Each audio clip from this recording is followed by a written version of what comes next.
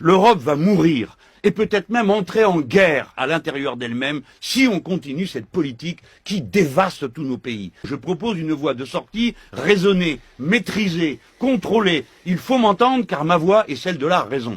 Vous venez de parler de guerre à l'intérieur de l'Europe. La guerre entre qui et qui?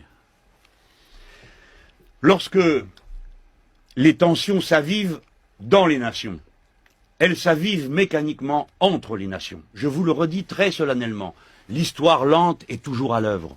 Toujours à l'œuvre. Quand vous parlez de guerre, c'est pas un mot anodin. Est-ce que c'est une métaphore ou c'est une réalité? Au départ, ça commence par une métaphore. Et ensuite, on ne sait pas où la métaphore s'arrête dans son entrée sur le champ de la réalité.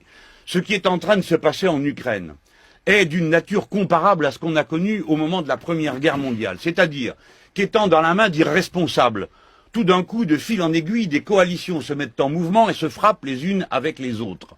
Voilà un des mécanismes qui peut conduire à la guerre.